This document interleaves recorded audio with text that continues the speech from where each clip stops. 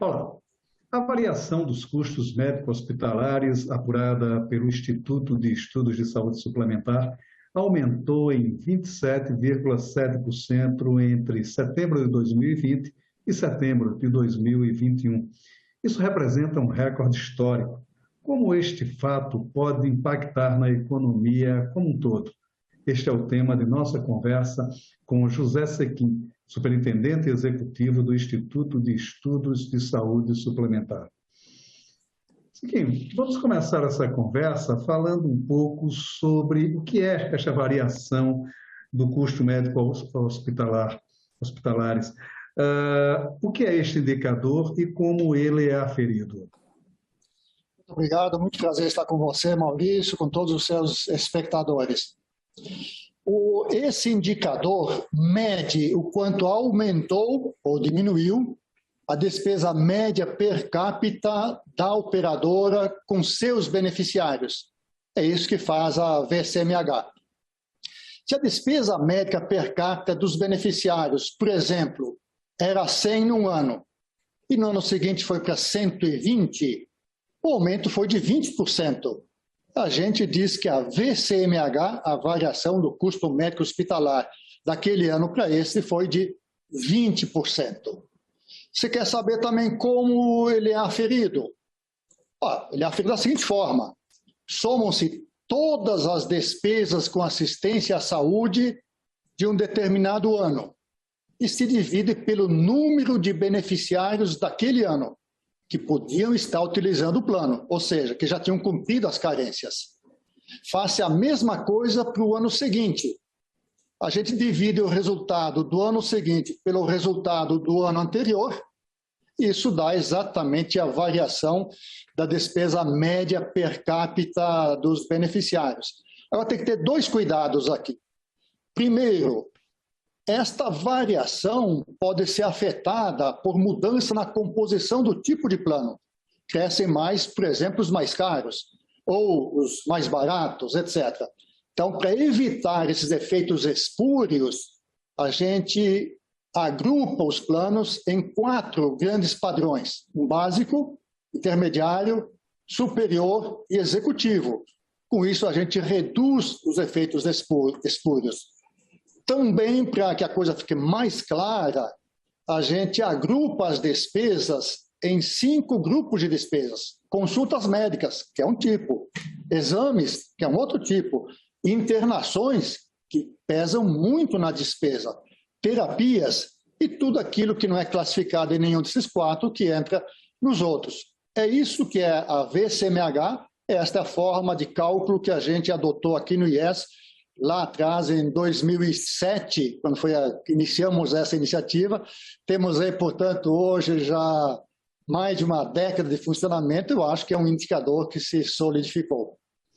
Agora, ele, nesse período que foi aferido aí, ele foi superior à inflação, né? Ele ganha da inflação. Como isso afeta, de certa forma, a população? Ele também é representativo para o aferimento dos índices inflacionários do país? Sim, esse aumento da despesa vai, em algum momento, se traduzir em aumento das mensalidades. Pode não ser nesse montante de 27%. Veja que o nosso índice não é uma estimativa de qual será o reajuste. É uma medição do que aconteceu com aqueles 800 mil beneficiários que fazem parte da nossa amostra. Então, ela é uma medida, e como tal, é uma medida boa. Claro, quando a despesa cresce, acaba, de alguma forma, com algum atraso, se transmitindo para as mensalidades do plano. As mensalidades do plano são um componente importante da inflação. Então, se as mensalidades sobem, isso afeta a inflação. Daí a preocupação que o governo sempre tem de que não hajam reajustes muito elevados para não perturbar esta inflação. Agora, o que isso significa?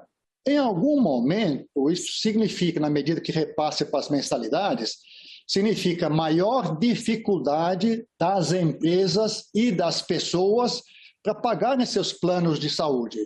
Que veja, as receitas, grosso modo, tanto das famílias quanto das empresas, elas acompanham índices de inflação.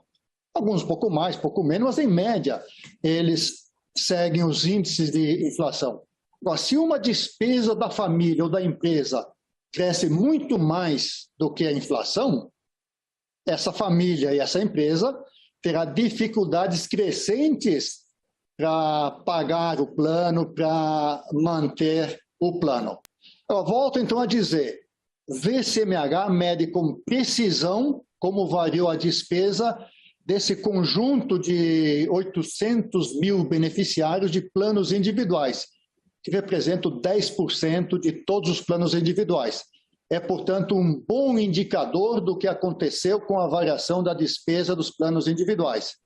Pergunta é também para os planos coletivos? De alguma forma, é um sinalizador. Agora, há muita diferença entre plano individual e plano coletivo. No plano individual, as pessoas decidem comprar ou não plano de acordo com a avaliação que elas têm do seu estado de saúde. Aquelas pessoas que já têm mais problema de saúde, ou têm histórico familiar, ou têm herança genética, são as pessoas que vão tender a comprar planos individuais. Então, a gente diz em economês que ele é um tipo antisseletivo. São as pessoas, entre aspas, em piores condições de saúde, que tendem a comprar. Nos coletivos, isso não acontece, porque nos coletivos a empresa contrata para todos os funcionários, tanto aquele que é perfeitamente saudável, jovem, quanto aquele que está em tratamento, quanto aquele que tem saúde debilitada. Então, com isso, os que são saudáveis, em certa medida, compensam os outros. É por isso que a gente nota que o uso do plano de saúde por pessoas que têm planos individuais tende a ser mais alto do que o dos outros. Agora, isso significaria necessariamente uma maior variação de despesa? Não necessariamente. Então, é o indicador, inclusive para os coletivos, de que a despesa cresce. Eu diria ainda mais, Maurício, ele também é um lembrete para todas as pessoas, toda a sociedade e governo, de que a despesa com saúde tende a crescer, mesmo fora de quem tem plano de saúde. Não? Que sirva para esse lembrete aí, esse trabalho que a gente está fazendo. Agora, há também um fator aí a ser considerável, que houve uma demanda reprimida pela pandemia, né? Com o crescente desenvolvimento de um maior controle da pandemia, essas pessoas voltaram mais aos planos de saúde pela própria liberação do convívio social, enfim, né? E a própria preocupação com a saúde que gerou o, digamos assim, pânico da pandemia, né? Quer dizer, como é que foi essa questão também com relação a esse aumento dos custos dos planos de saúde? Muito bem posto, Maurício. A pandemia em 2020 derrubou muito a utilização dos planos de saúde. As consultas caíram quase que 30%. As internações caíram muito. E olha, mesmo computando as internações por Covid, que não foram poucas, as cirurgias caíram. Então, houve uma baixa muito grande da demanda por serviço de saúde em 2020, coisa que está retornando hoje. Por isso, em 2020, essa VCMH foi negativa. Significa dizer que a despesa per capita caiu. Caiu porque as pessoas deixaram de ir, não porque os preços dos tratamentos tenham diminuído. Pelo contrário, eles continuaram subindo, mas caiu muito a demanda. Agora, em 2021, 2022, essas pessoas ganharam confiança e voltaram a fazer os procedimentos em grande quantidade. Então, esse aumento de 27%, nós estamos com a referência de setembro do ano passado, esse aumento de 27% na despesa per capita se deve quase que exclusivamente ao aumento da frequência, o retorno das consultas, dos exames, das internações, das terapias e tudo mais. Veja, aumentou muito a frequência, em cima de um preço que não havia caído. Então, tem dois componentes que dão esse aumento grande da despesa. a volta da utilização, o aumento da frequência e o aumento de preço, que aconteceu em todos os grandes grupos nesse período. Agora, para que a gente não se assuste com os 27%, a gente fez o seguinte cálculo. Vamos pegar aí que o reajuste que aconteceu na vez anterior não tivesse caído do jeito que caiu, mas mantivesse a tendência, algo como 10%, 12% de variação. Então, em 2020, em vez de ter caído 2%, quase 3%, o aumento teria sido em torno de 10%. Nesse caso, a VCMH deste ano não seria de 27%, seria de 12%. Então, a rigor, 27% tem que ser computado relativamente à queda que teve na despesa nos anos anteriores. Se não tivesse havido esse tremendo forço, essa queda em 2020, a VCMH desse ano teria sido de 12%, compatível com o nosso padrão histórico. Nós fizemos uma outra pergunta, se me permite, Maurício, que é a seguinte: vamos pegar o período da pandemia, 18 meses, março de 20 a setembro de 21, comparar com 18 meses logo antes da pandemia. O que que deu? Olha, na pandemia, a VCMH foi 40 e tantos por cento. Antes da pandemia, havia sido de 30%. Estou comparando períodos iguais, só que um na pandemia e outro fora da pandemia. O que mostra que, mesmo com a queda da utilização em 2020, a despesa por beneficiário aumentou bastante por conta da pandemia, por conta das internações, dos tratamentos, das terapias que precisam ser feitas para as pessoas que tiveram a infelicidade, enfim, de contrair essa tenebrosa doença. Há também um fator aí a ser considerado que a gente fala assim nesse índice de 27%, mas ele não afetou todos os procedimentos, né? Quer dizer, os exames, por exemplo, tiveram um aumento menor em relação a outros procedimentos, como cirurgia, enfim. Também como é que foi medido essa variação, como é que isso, de certa forma, afetou o índice como um todo? Sim, essas informações que você levanta, Maurício, estão no site do IES, como a VCMH, a última. A gente publica um relatório com gráficos detalhados por padrão por tipo de procedimento, por padrão de plano, numa sequência aí de longo prazo.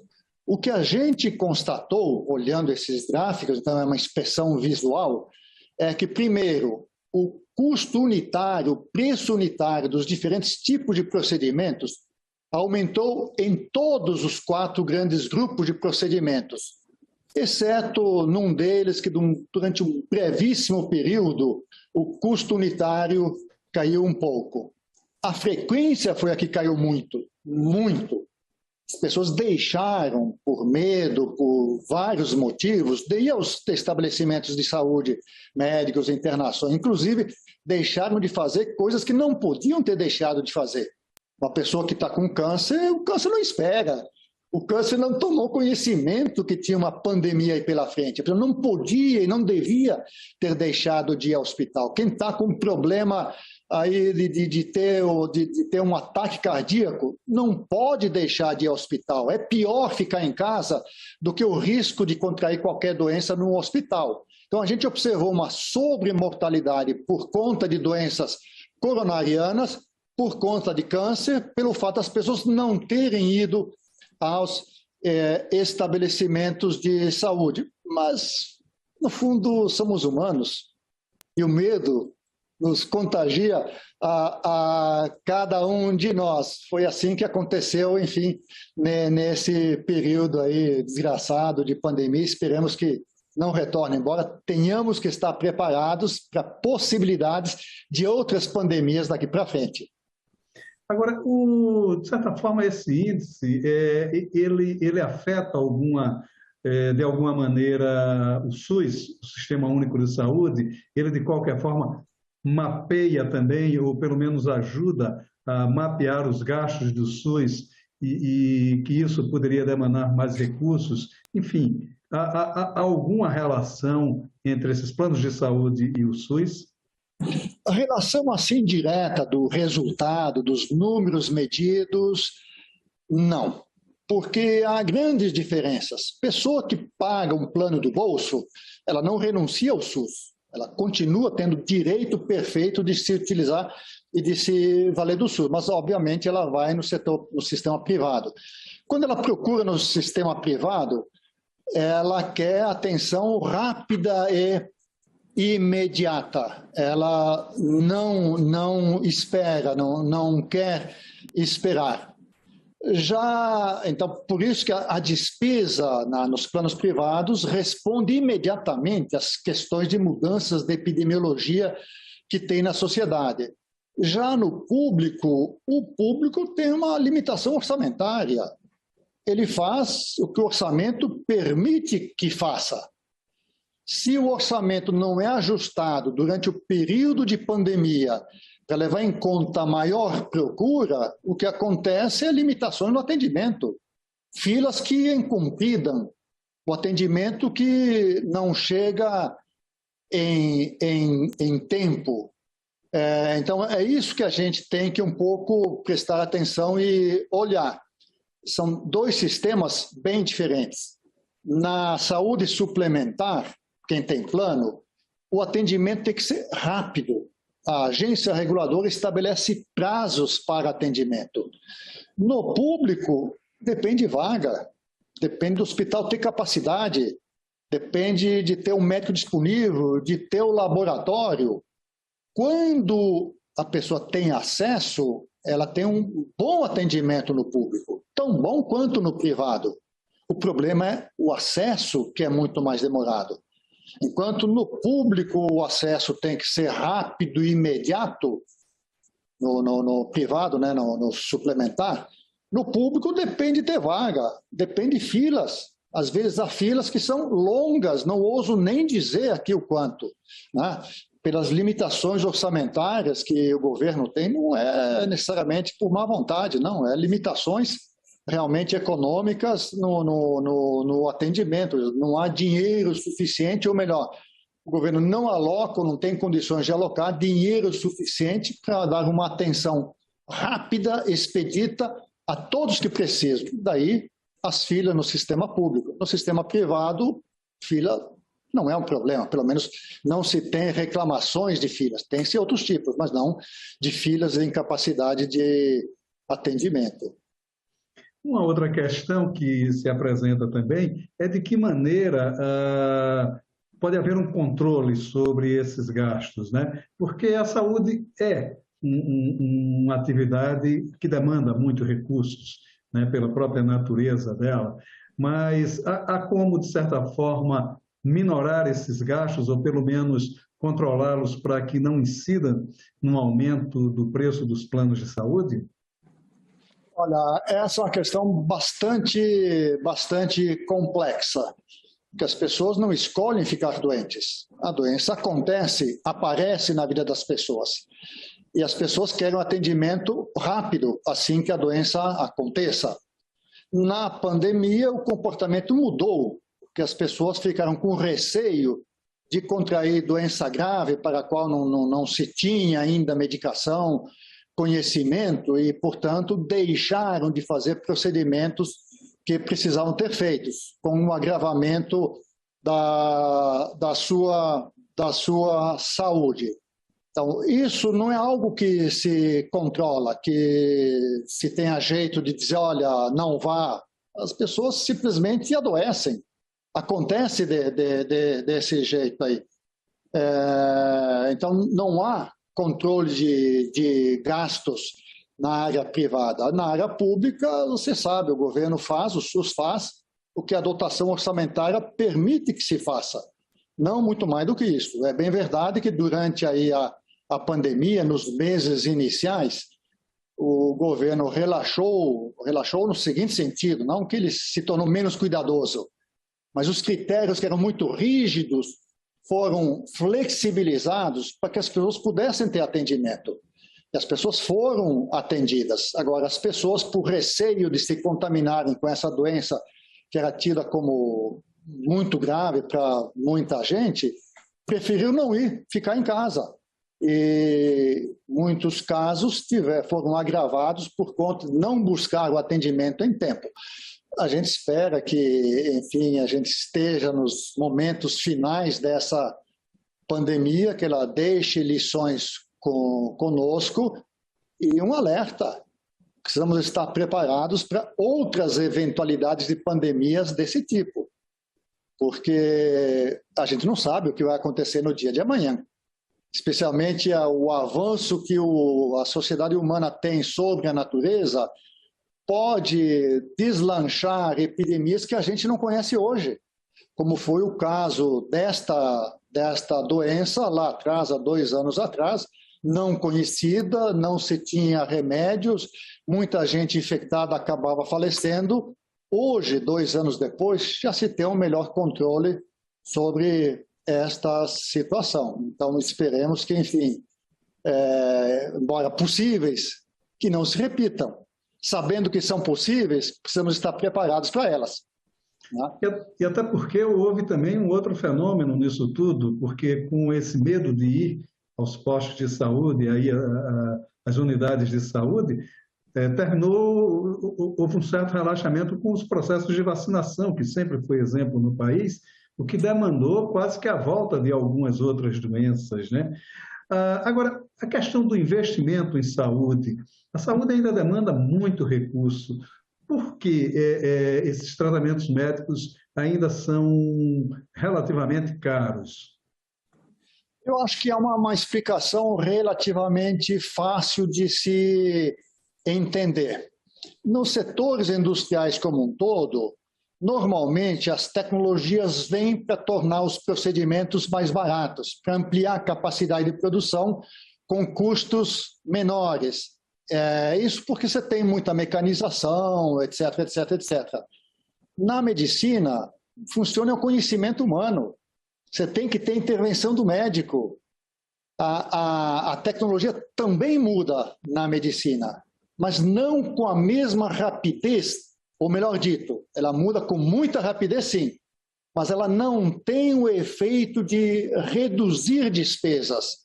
Pelo contrário, pensemos o seguinte, quando, enfim, eu entrei na universidade, já faz aí seus 50 anos, a tecnologia médica contava com raio-x, essencialmente, pouco além disso.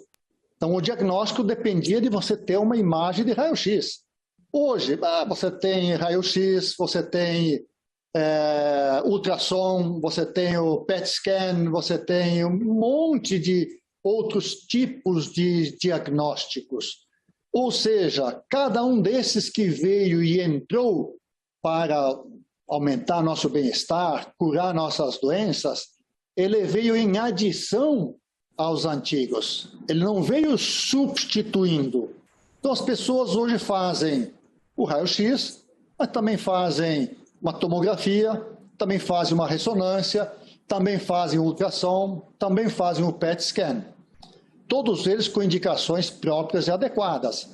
Mas nem sempre ele é feito somente quando a indicação é absolutamente precisa. Veja que na investigação médica é muito diferente de você contar parafusos numa fábrica, de contar quantos para-choques você precisa produzir para para montar os automóveis, para consertar os que estragam. Na medicina, a incerteza ainda é muito grande sobre como reage o organismo. E, portanto, não dá para se descartar nenhum desses procedimentos. E quando eles são introduzidos, quando a tecnologia nasce da primeira vez, ela não é perfeita, ela custa muito caro. Ao longo do tempo é que ela vai barateando, como em todos os setores da economia.